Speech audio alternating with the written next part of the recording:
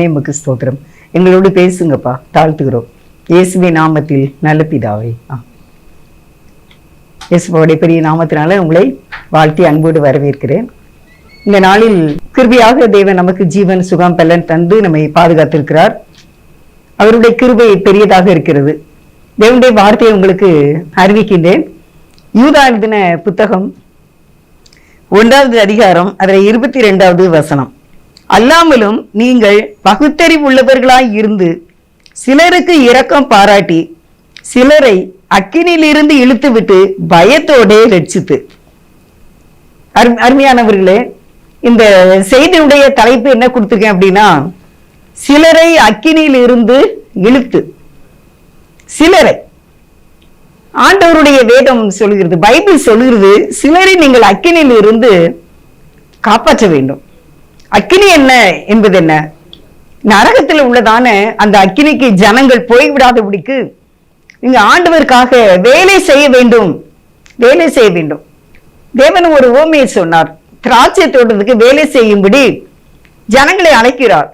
எல்லாரும் காலையில இருந்து மாலை வரைக்கும் அவர்கள் வேலை செய்கின்றார்கள். அவர்களுக்கு கூலி வழங்கப்படுகிறது.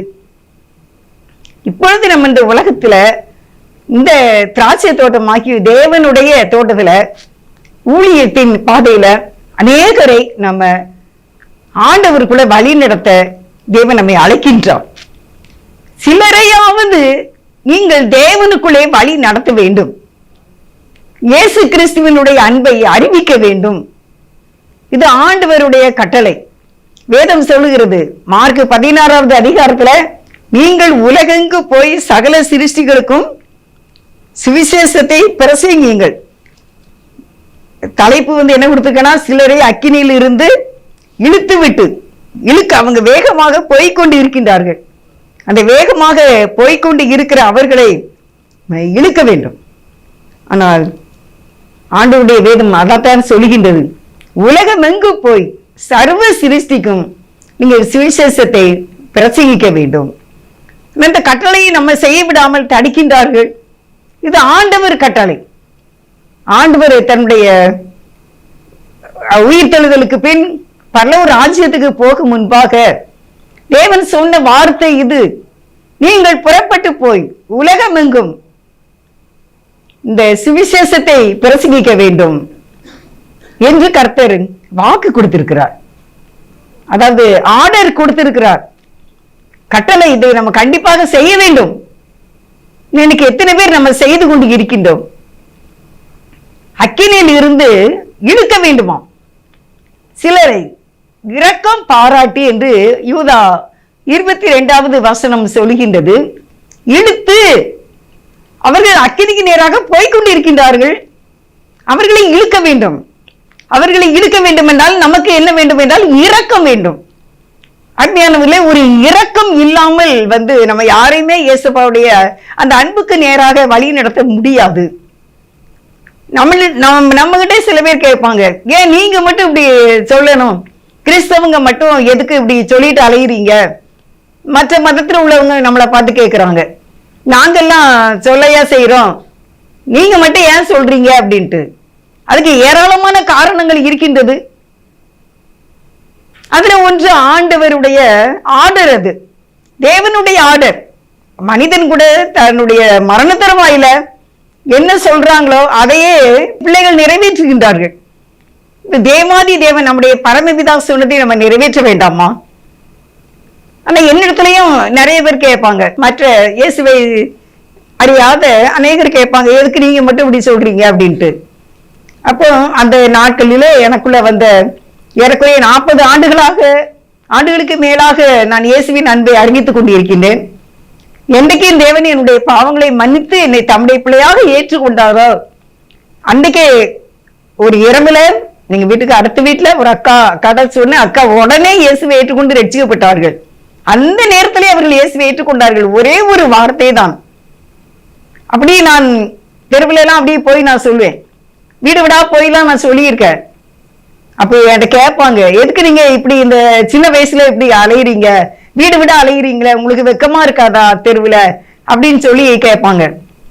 அப்ப தேவனுடைய கிருபையினால நான் சொன்ன வார்த்தை, யான் பெற்ற இன்பம் பெருக இவ்வையகம் அப்படின்னு நான் சொல்லியிருக்கேன்.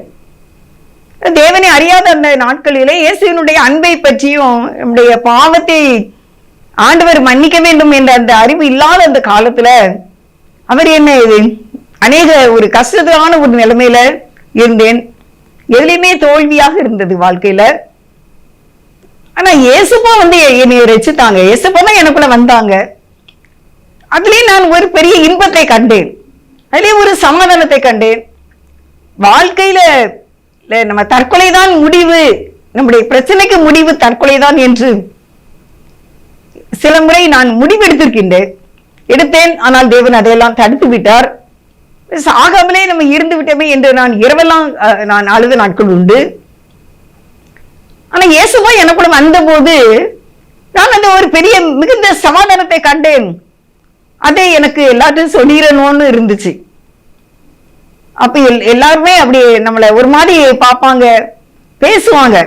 ஆனா நான் சொன்ன ஒரே வார்த்தை இதுதான், யான் பெற்ற இன்பம் பெருக இவ்வையகம். அப்படியாக நான் சொல்லும்போது அநேகர் இயேசுப்பாவுடைய கிருபையினால ஏற்றுக்கொண்டார்கள். நான் இப்போ ஆட்டோவில் வந்துகிட்டு இருந்தேன். அப்போ கூட எனக்கு ஒரு சம்பவம் ஞாபகத்துக்கு வந்தது. ஒரு அருமையான சகோதரி, 2 சின்ன குழந்தைகள், எல்கேஜி யூகேஜி படிக்கின்ற 2 பையன்கள். அவருடைய கணவர் வெளியே இருந்து, அவங்க பெரிய பிசினஸ்ல உள்ளவங்க. நாங்க அங்க இருக்கும் போதே பணங்கள் கட்டுக்கிட்டா அந்த வீட்டுக்கு ஒருத்தரா கொண்டு கொடுத்துக்கிட்டு இருந்தாங்க. அவங்களுடைய கணவர், அவங்களுடைய மாமனார் செய்த தொழில் அவ்வளவு பெரியதான ஒரு தொழில் போல. என்னைய ஒருத்தர் அங்க போச்சுனாங்க. அப்ப நான் அந்த சகோதரியை பார்க்க போயிருந்தேன். 2 பிள்ளைகள் இருந்தார்கள். அவர்களுடைய கணவர் தற்கொலை செய்து விட்டாராம். அந்த சின்ன பையங்க நாங்க போய் பேசும், நான் இன்னொரு சகோதரி போயிருந்தோம். அப்ப நான் பேசும்போது அந்த சிறு பையன் சொல்றான், எங்க டேடி இந்த ரூம்ல தான் இந்த ஃபேன் இதுல துணியை மாட்டி எங்க டேடி இந்த ரூம்ல தான் இறந்தாங்க அப்படின்ட்டு அந்த பையன் சொல்றான். இவ்வளவு ஒரு கஷ்டமான ஒரு நேரம். அந்த நேரத்துல நான் இன்னொரு சகோதரியுமாக நாங்கள் இயேசு பற்றி சொல்லி நாங்கள் அவங்களோட ஆண்டவரை பற்றி பேசி கொண்டிருந்தேன். கொஞ்ச நேரம் தான் இருக்கும் பார்த்துக்கோங்க, ஒரு அரை மணி நேரம் இருக்கும் பார்த்துக்கிடுங்க, அரை மணி நேரம் கூட இருக்காது பார்த்துக்கிடுங்க. அப்ப அந்த சகோதரி சிரித்து விட்டார்கள், ரொம்ப சிரித்து விட்டாங்க. என்ன பேசுறேன் அப்படின்னு எனக்கு ஞாபகம். இப்ப அந்த பையங்கெல்லாம் கல்யாணம் முடிக்கிற வயசுல இருக்காங்க. அந்த சகோதரி அப்ப சொன்ன வார்த்தை என்ன அப்படின்னா, அந்த தங்கச்சி சொன்னாங்க, ஒரு 6 மாதங்களுக்கு முன்பாக நீங்க வந்திருந்தா, நான் இந்த 6 மாசமா அழுதுகிட்டு இருந்தேனே, ஒரு 6 மாசத்துக்கு முன்னால நீங்க வந்திருந்தா அன்னைக்கு நான் சிரிச்சு இருந்திருப்பேனே அப்படின்னு சொன்னாங்க. அப்ப என்ன அப்படின்னா, இந்த கணவர் இறந்து 6 மாதங்கள் ஆகின்றது, தற்கொலை செய்து விட்டார். ஆனா இந்த இயேசு எனக்கு அப்பொழுதே தெரிந்திருந்தால் இந்த கணவனை நான் மரணத்துக்கு கொடுத்துக்க மாட்டேனே, ஒரு 6 மாசத்துக்கு முன்னால நீங்க வந்திருக்க கூடாதா அப்படின்னு சொன்னாங்க. எங்களுக்கு மனசு கஷ்டமா தான் இருந்துச்சு. அந்த ஏரியாலாம் தெரியவே செய்யாது. ஒருவர் தான் எங்களுக்கு அவங்க அடையாளம் சொல்லி எங்களை அனுப்புனாங்க. அருமையானவர்களே, இந்த வேலையை செய்யும்படி இன்னைக்கு நாம் இயேசுவுக்காக நம்ம அழைக்கப்படுகின்றோம். அதான் சிலரை அந்த சகோதரி அப்படியே அந்த துக்கத்தில் இருந்து மாறிவிட்டார்கள். பிள்ளைகளை படிக்க வைத்தார்கள். அவங்க வீட்டுல 3 வேலைக்காரங்க இருந்தாங்களாம். 3 வேலைக்காரங்களையும் அவங்க டென்ஷன்ல வெளியே விரட்டி விட்டுட்டாங்களாம். அம்மா அப்பாவை இந்த வீட்டு வாசல் மிதிக்காதீங்கன்னு சொல்லிட்டாங்களாமா டென்ஷன்ல. ஆனா அந்த சகோதரி இன்றைக்கு அருமையா ஆண்டவருக்குள்ளாக வாழ்ந்து பிள்ளைகளை நன்கு படிக்க வைத்து இன்னைக்கு திருமணம் செய்யக்கூடிய பிள்ளைங்களாக அருமையான ஒரு குடும்பமாக இருக்கின்றார்கள். இதுதான் சிலரை அக்கினியில் இருந்து இழுக்கிற ஒரு காரியம். இப்படி நான் எவ்வளவோ சொல்லலாம். இந்த இத்தனை ஆண்டு காலமா 40 ஆண்டு காலமாக இந்த ஊழியத்தை செய்ய எனக்கு ஆண்டவர் கிருபை செய்தார். நான் இப்படி ஊழியம் செய்யணும் அப்படின்னு நினைக்கல, நான் சொல்லணும்னு நினைச்சேன். நம்ம பெற்ற இதை எல்லாருக்கும் சொல்லணும், அந்த ஒரு ஆசை தான் இருந்துச்சு. அது என்னை அறியாமலே எனக்குள்ளேயே ஓடிக்கொண்டே இருந்தது. அப்படியே அநேகர் இயேசப்பாவுடைய அன்புக்குள்ளே இன்றைக்கு நல்லபடியாக இயேசப்பா கிருபையினால வாழ்ந்து கொண்டு இருக்கின்றார்கள். அருமையானவர்களே, சிலரை அக்கினியிலிருந்து இழுத்து விட உங்களுக்கு விருப்பமா? நீங்கள் செய்வீர்களா? வேதம் சொல்லுகிறது யூதா 1:22 சிலருக்கு நம்ம என்ன செய்யணுமா? சிலரை இரக்கம் காட்ட வேண்டும். அப்ப இந்த ஊழியத்தை நம்ம செய்யணும்னா நமக்கு என்ன இரக்கம் இருக்கணும் அப்படின்னா, இரக்கம் இருக்கணும். இரக்கம் இல்லாம ஆண்டவருடைய வேலையை செய்யவே முடியாது. இயேசு கிறிஸ்துவின் அந்த அன்பை மற்றவர்களுக்கு அறிவிப்பதற்கு இரக்கம் வேண்டும். எனக்கு என்ன, உன்னுடைய பாடு உனக்கு தான் அப்படின்னு சொன்னா அங்க இரக்கம் இல்லை. அந்த காலத்துல அதான் எத்தனையோ ஆண்டுகளுக்கு முன்பாக இங்கிலாந்துல இருந்து ஐரோப்பா கண்டங்களில் இருந்து அநேக தேவனுடைய மனிதர்கள், மிஷினரிகள் நம்முடைய இந்தியாவுக்கு வந்துதான் நம்ம எழுத்தறிவை கற்றுக்கொண்டோம். சீக்கன் பால்க் என்பவர் தமிழிலே நமக்கு வேதத்தை எழுதி கொடுத்தார். தமிழ் மொழி அவர் தான் முதலாவது நம்ம இந்தியாவில் அவர் பிரசுரித்தார் என்று நான் வாசித்தேன். அந்த இடத்துக்கு நாங்கள் தரங்கம்பாடி, நாகப்பட்டினத்து பக்கத்துல இருக்கிற அந்த தரங்கம்பாடியிலே சீக்கன் பால்க் அவர் வாழ்ந்த இடத்துல நாங்கள் போய் பார்த்தோம். எங்கள் ஆலயத்திலிருந்து எங்களை அழைத்து கொண்டு போனார்கள். அந்த நாட்களில் அங்கு வாழ்ந்த அந்த வெள்ளைக்கார துறை, இவரும் இந்த ஆட்சியை இவர் பிடித்துக் கொள்வார் என்று சொல்லி அவரை ஜெயில போட்டாங்க. ஜெயில இருந்து அநேக புத்தகங்களை அப்படி எழுதி தமிழ்ல வேதத்தை எழுதி அங்க இருந்து வெளிநாட்டிலிருந்து அந்த பிரஸ் அடிக்கக்கூடிய அந்த மிஷினை அவர் வரவழைத்து அந்த மிஷினை இங்கே கற்றுக் கொடுத்து இன்னைக்கு தமிழிலே எல்லாமே நம்ம படிக்கின்றோம் என்றால் வெளிநாட்டில இருந்து நம்ம மேல இரக்கத்தை கொண்டு வந்த சீக்கன் பால். இப்படிப்பட்டதான ஒரு பாரம் இன்றைக்கு நமக்கு இருக்கின்றதா என்று கேள்வி. அன்பே இல்லாம எந்த ஆத்துமாக்கள் பெரிய பரிதாபம் இல்லாது நம்ம இருக்க கூடாதுல்ல. ஏனென்றால் கடைசி நாளிலே பாருங்க, மத்தேயுல 25வது அதிகாரத்துல நான் ஒன்று வாசிக்க 46வது வசனத்துல, அந்தபடி இவர்கள் நித்திய ஆக்கினை அடையவும் நீதிமான்களோ நித்திய ஜீவன் அடையவும் போவார்கள் என்றார். இரண்டு கூட்டமான ஒரு ஜனங்கள் 33வது வசனத்துல இருக்கு, 32ல இருந்து இருக்கு. எல்லா ஜனங்களும் தேவனுக்கு முன்பாக சேர்க்கப்படுகின்றார்கள். அப்படி சேர்க்கப்படும் பொழுது இரண்டு வித கூட்டங்களை அங்கே பிரிக்கின்றார் தேவன்.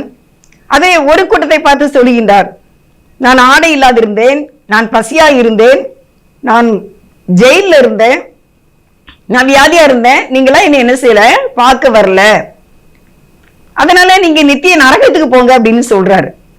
இன்னொரு கூட்டம் அப்படியே வலது பக்கத்துல நிற்கின்ற ஒரு கூட்ட ஜனங்கள், அந்த ஜனங்களை பார்த்து அவர் சொல்கின்றார், நான் பசியா இருந்தேன், எனக்கு போஜனம் கொடுத்தீர்கள், தாகமாய் இருந்தேன், நான் காவலில் இருந்தேன், எல்லாம் எனக்கு நீங்க செய்தீங்க, அதனால நித்திய ஜீவனை அடையும்படிக்கு நீங்கள் வாங்கள் என்று ஆண்டவர் சொல்லுகிறார். ராஜா, அப்பொழுது ராஜா அப்படின்னு பைபிள் சொல்லுது. அப்ப என்ன அப்படின்னா, நித்திய ஆக்கினை என்பது ஒன்று இருக்கின்றது, அதுதான் நரகம். அந்த நரகத்துக்கு நாமும் போய்விடக்கூடாது, அநேகரும் அங்கே யாருமே போய்விடக்கூடாது. இன்னைக்கு இந்த செய்தியை நான் எடுக்கும்போது எனக்குள்ள ஒருவர் கூட அந்த நரக அக்கினிக்குள்ளே போகக்கூடாது என்பதுதான் ஆண்டவருடைய விருப்பம். அவர் மனிதனை படைத்து நரகத்துக்கு அனுப்பவா? இல்ல இல்ல, அவருடைய பிள்ளையாக நம்மை மாற்றும்படிக்குதான். அநேகர் கேட்பாங்க, எதுக்கு நீங்க மட்டும் இப்படி சொல்லிட்டு அலையிறீங்க நீங்க அப்படின்ட்டு. நாங்கள் ஒரு சமாதானத்தை இயேசுவிடத்திலே பெற்றிருக்கிறோம், நீங்கள் எதை பெற்றிருக்கிறீர்கள் சொல்வதற்கு. நான் போனதோட கூட ஆட்டோவில் வரும்போது, நாங்க வர்றதுக்கு முன்னால ஒரு கார்ல கர்த்தர் மேல் உன் பாரத்தை வைத்து விட அப்படி எழுதிருந்துச்சு. அப்ப அந்த ஆட்டோவில் வந்த அந்த சகோதரன் அவரு சொன்னாரு, பார்த்தீங்களா நல்ல ஒரு வார்த்தை இது அப்படின்னு. ஆமா, அது ஜீவன் உள்ள ஒரு வார்த்தை. அருமையானவர்களே, இரண்டு கூட்டம் தேவனுக்கு முன்பாக நிற்கும் ஒரு நாள். அது மத்தேயு 25வது அதிகாரத்துல 32வது வசனத்தை நான் வாசிக்கிறேன்.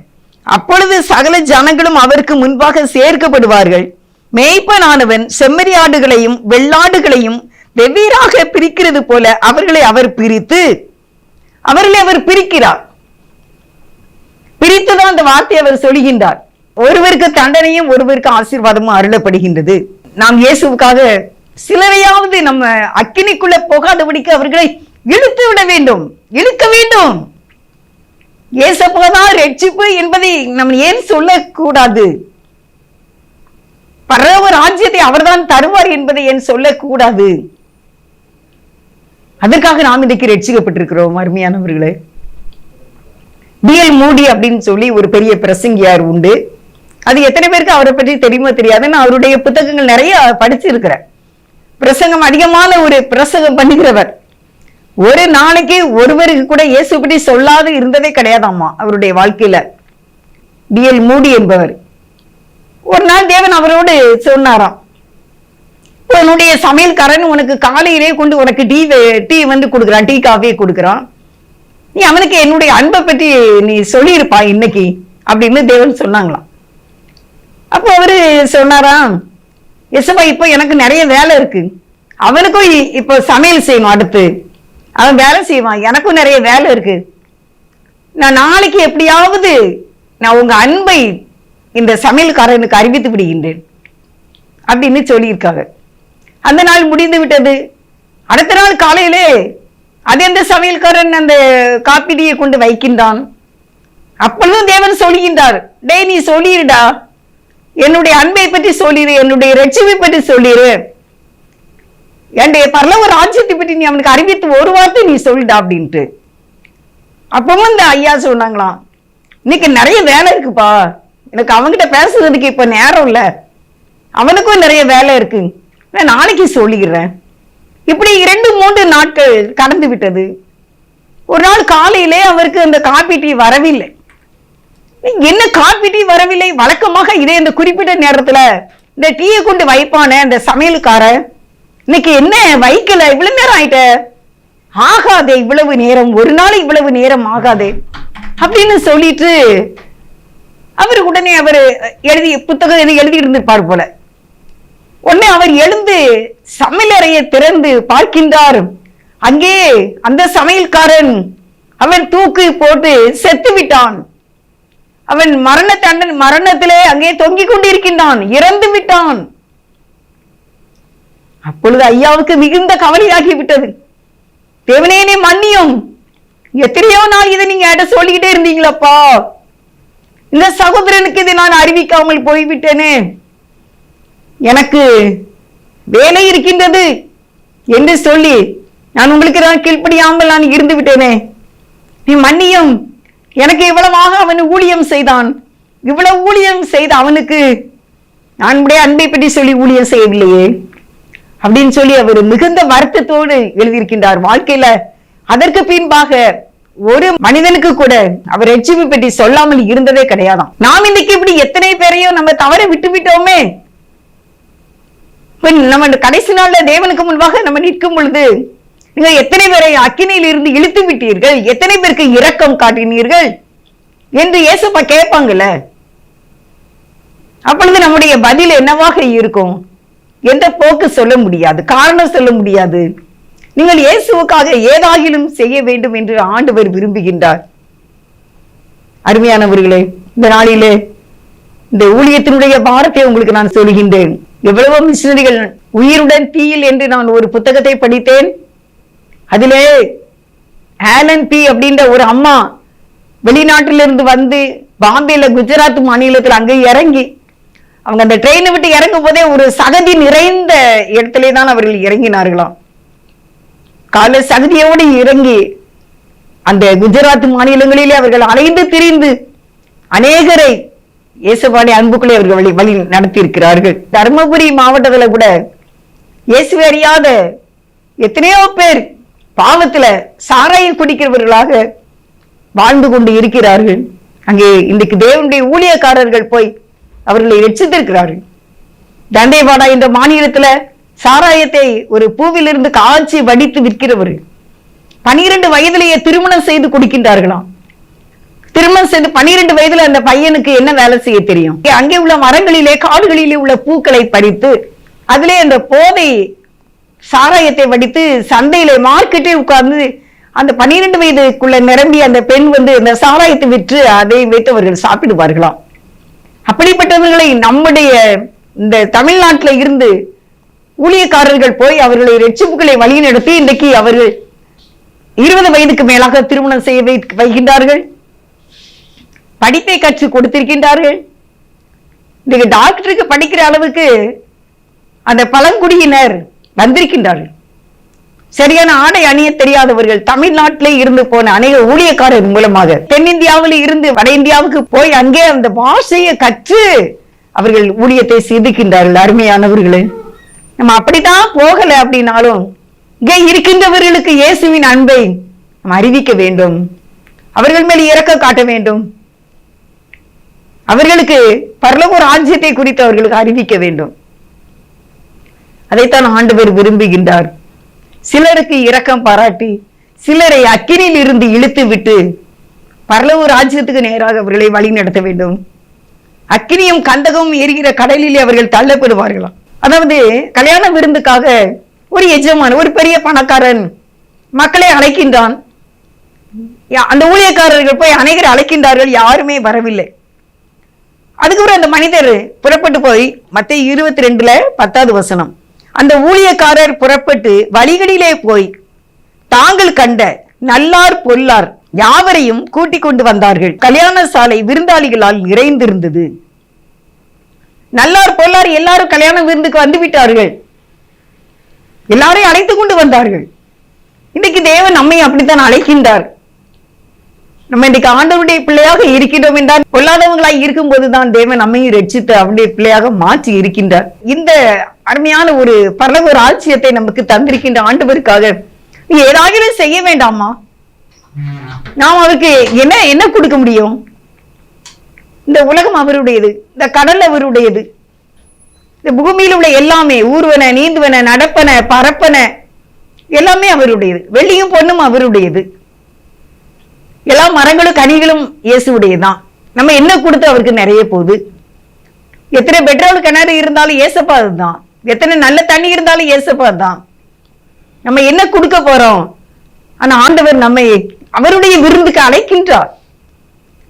அழைப்புக்கு போகும்போது நம்ம தகுதியான ஒரு வஸ்திரத்தோடு அவரிடத்திலே காணப்பட வேண்டும்.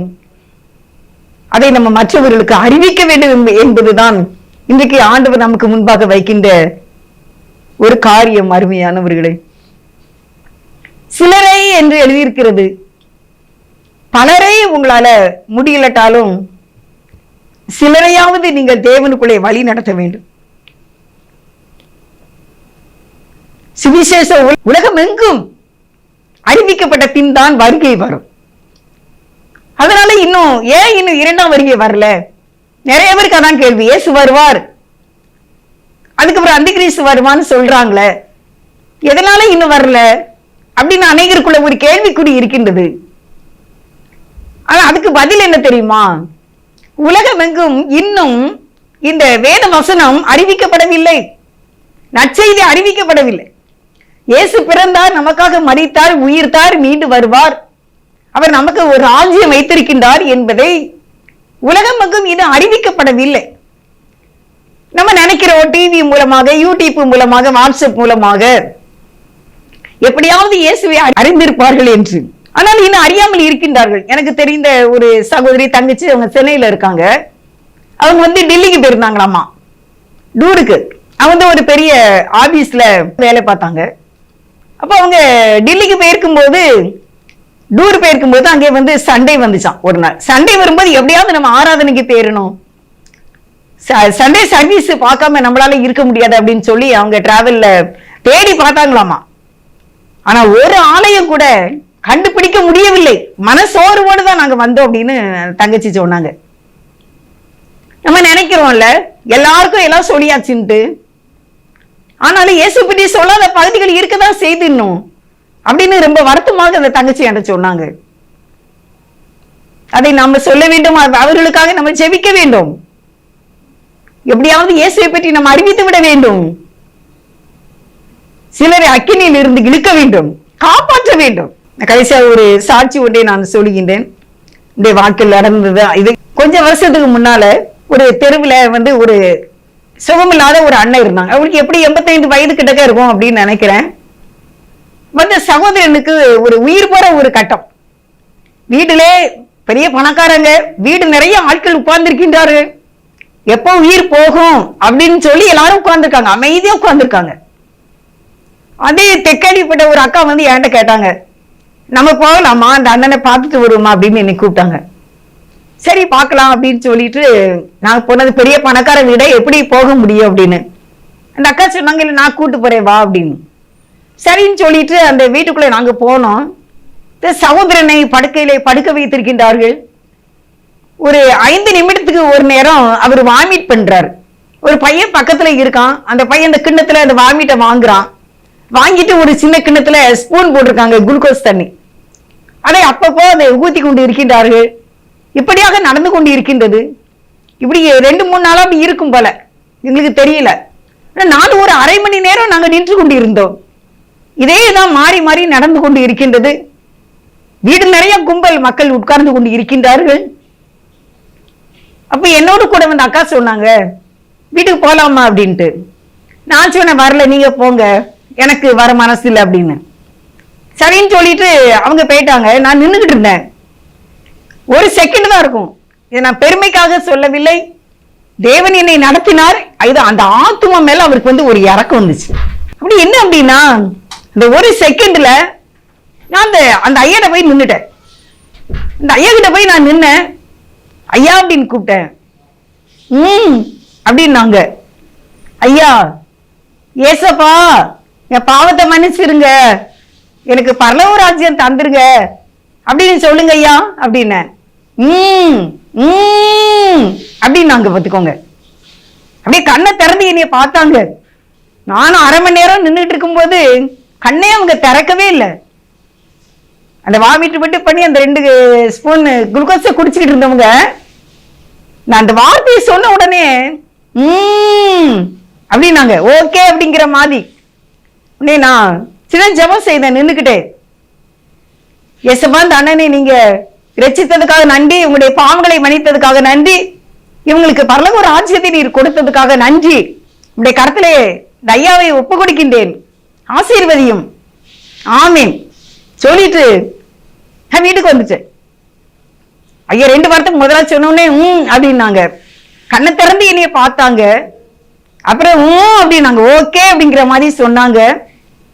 நான் சின்ன பெயர் குனிஞ்சு இருந்து அவங்ககிட்ட பண்ணிட்டு வீட்டுக்கு ஓடியே வந்துட்டேன். ஏன்னா அவங்க இயேசுவை அறியாத ஒரு குடும்பங்கள், பெரிய பணக்கார வசதியானவங்க. அதனால அதுக்கு மேல நான் நிக்கல, வீட்டுக்கு வந்துட்டேன்.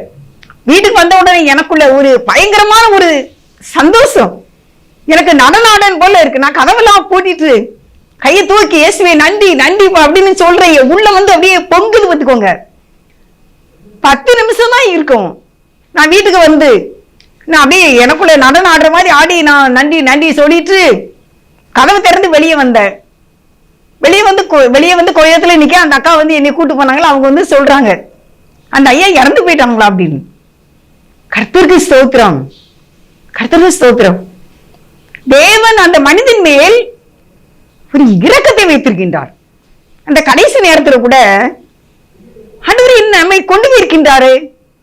அவர் என்னை கண்ணை திறந்து பார்த்தாரு. ஆச்சரியமா இருந்த அருமையானவர்களே, தேவன் அவ்வளவு நல்லவர். இந்த நல்லவர் அன்னைக்கு அறிவிக்க அவர் என்னை கொண்டு போனாரு. அதனுடைய மகத்துவம் எவ்வளவு பெருசு, என்ன பெருசு. வெளிப்படுத்தல் 20:12 ஒரு வசனத்தை வாசித்து செய்தி நான் முடிக்கின்றேன். மரித்தோராகிய சிறியோர் பெரியோரையும் தேவனுக்கு முன்பாக நிற்க கண்டேன். அப்பொழுது புஸ்தகங்கள் திறக்கப்பட்டன. ஜீவ புஸ்தகம் என்ன வேறொரு புஸ்தகமும் திறக்கப்பட்டது. அப்பொழுது அந்த புஸ்தகங்களில் எழுதப்பட்டவைகளின் படியே மரித்தோர் தங்கள் தங்கள் கிரியைகளுக்கு தக்கதாக நியாய தீர்ப்படைந்தார்கள். 14-15 அப்பொழுது மரணமும் பாதாளமும் அக்கினி கடலிலே தள்ளப்பட்டன. இது 2ஆம் மரணம். ஜீவ புஸ்தகத்தில் எழுதப்பட்டவனாக காணப்படாதவன் எவனும் அவன் அக்கினி கடலிலே தள்ளப்பட்டான்.